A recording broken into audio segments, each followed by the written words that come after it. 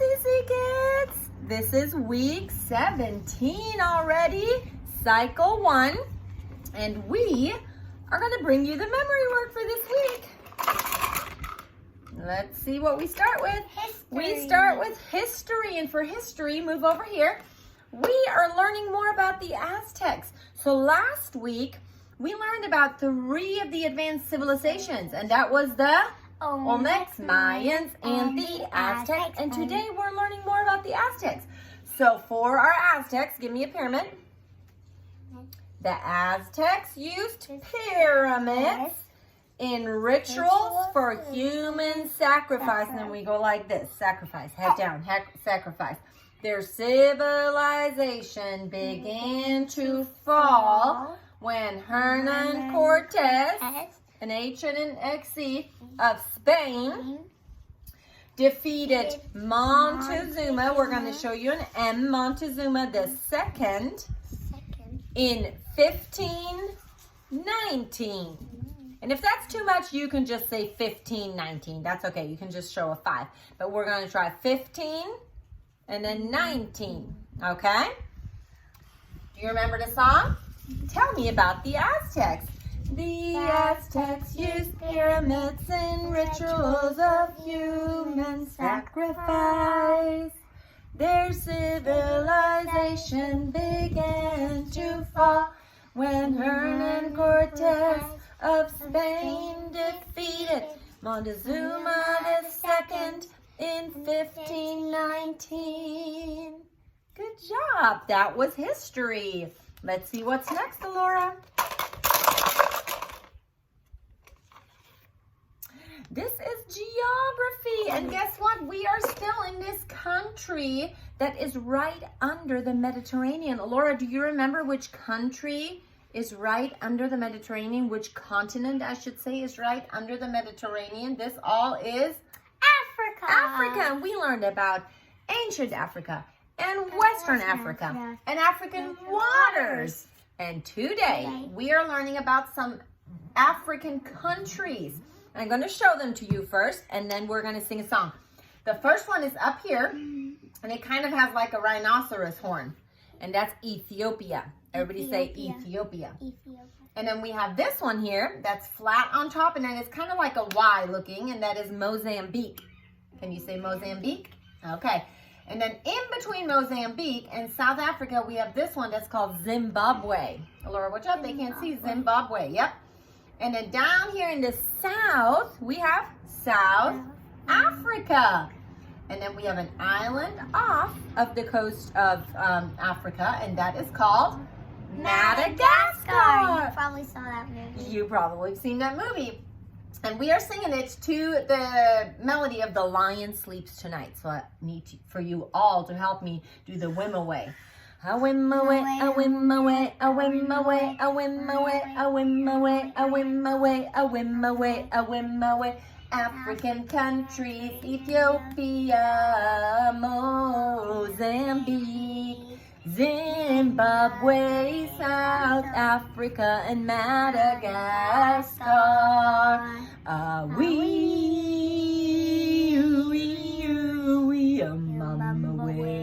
Good job! So we have Ethiopia, Mozambique, Zimbabwe, South Africa, and Madagascar. That was our African countries. Elora, next one. Latin. And in Latin, we are still talking about our noun endings. Move over a little bit so they can see them. And this time, we're not talking about first declension noun endings. We are talking about second declension noun endings. Elora, can you help me? It goes us, e, o, o, us, e, o, us, e, o, singular second declension. Eorum is os is. Eorum is os is. Eorum is os is. Plural second declension. Good job. Okay, next one. What are we doing next? Science. And guess what? This is green over here, our science, and we are still talking about volcanoes. Last week in my class, you learned the lava song about the different kinds of volcanoes. And we said there is, what kinds of volcanoes? Active, intermittent, dormant, and extinct. Well, today we don't learn about the kinds of volcanoes. We learn about some parts of a volcano. And let's show you some motion. Some parts of a volcano is magma, and we're going to have the magma go wild underneath the volcano. Magma. And then we have vents. They're open vents. And out of those vents comes lava. Lava, lava, lava. And then we have craters. Craters make a big hole. And then we have gases. Ooh, you gases. Okay. So, and our song is the same melody as last week. So we're going to say, what are some parts of a volcano? Some parts of a volcano are magma, vents and lava, crater and gases. Magma, vents and lava, crater and gases. Ooh, you. Okay, next one. What is next? That is English. And guess what? We are still learning our helping verbs. And in my class, we are learning week 15, 16, 17, 18, 19, and 21 all in one. Because there's a song that tells you about what is a helping verb, and then it tells you what they are. And we already learned do, does, did, and has, have, had. So today it's the pink may, must, might. But because we're learning the whole song, we'll just do it all together. Ready? A helping verb helps another verb assert an action, being, or existence. A helping verb makes lots of sense.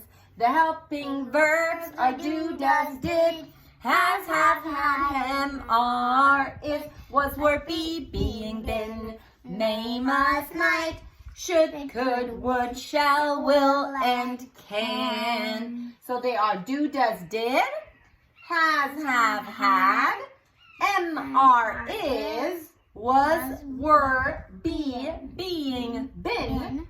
Today we're learning may, must, might, and then should, could, would, shall, will, can. Good job. Let's pick another one. Let's see what it is. Math. Okay, we are learning about the areas of different shapes. And I know you can't see it. Let's see, I'm going to put it down a little bit. Last week we learned about rectangles, and this week we are learning about squares. And the area of a square is the part that is inside that square. And we learned about the rectangle, the area of a rectangle equals length times width. And it's the same with a square. It's also length times width. But because all sides or all four sides of a square are the same, we can just say the area of a square equals the side squared, the length of the side squared. So we're going to do this. The area of a square equals length of its time squared. of its side. Sorry, equals length of its side squared. Equals length of its side squared. Oh my goodness, we need to do that again. The area of a square equals length of its side squared. Equals length of its side squared. Good job. Nice work. And last but not least, and Laura, I need your help getting them for me. We have timeline. This is my timeline. And Laura, can you get them for me? The first one is Napoleon, crowned Emperor of France. And if you want to say it in your best French accent, you can. Napoleon, crowned Emperor of France. So for Napoleon, we're going to show an N. Napoleon. Crowned Emperor, we're going to do an E and then give him a sash. Emperor of France. Napoleon, crowned Emperor of France. That's the first one. The second one is this. The liberation of South America. The liberation of, we're going to liberate, of South America. We're going to go down. South America. Chugga chugga choo choo. Yep, like chugga chugga choo choo.